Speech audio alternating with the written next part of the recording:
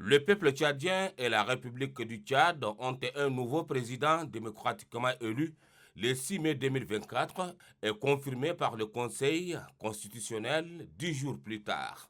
Le nouveau président de la République du Tchad, Mohamed Idriss Déby Itno, est aussi le tout premier président de la Ve République. Grand baroudeur sur le théâtre de combat pour la défense de la patrie et dans la lutte contre le terrorisme. Le nouveau président de la République s'est aussi affirmé sur le terrain politique depuis le début de la transition après le décès tragique du maréchal du Tchad, Idriss Déby Itno.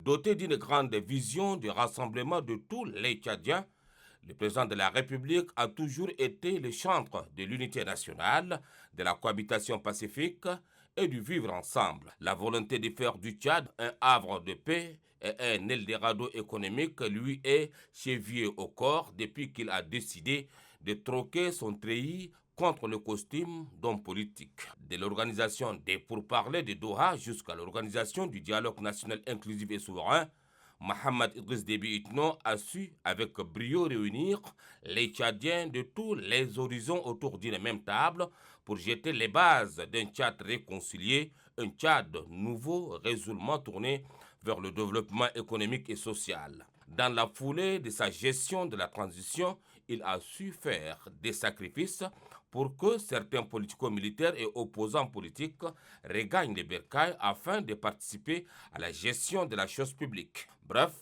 le succès enregistré pendant les 3 années de transition lui ont valu la confiance de la majorité de ses compatriotes. Ces tournées provinciales au mois de mai 2023 lui ont permis de vivre de plus près, toucher de doigt les réalités du Tchad profond. Le tout premier président de la Ve République vient de prêter serment le 23 mai 2024. Ce serment l'a renvoyé dans l'exercice de ses fonctions de président de la République du Tchad. Je suis le président de tous les Tchadiens, a-t-il déclaré. Et comme tel, il s'est engagé à tout mettre en œuvre pour traduire dans les faits les 12 chantiers contenus dans son projet de société, dont les axes principaux sont entre autres le renforcement de la paix, la réconciliation nationale et la sécurité pour tous les Tchadiens, l'énergie, l'agriculture, l'élevage, les infrastructures de désenclavement, la défense ou encore les systèmes sanitaires. Souvent décrié, le système éducatif tchadien doit être refondé.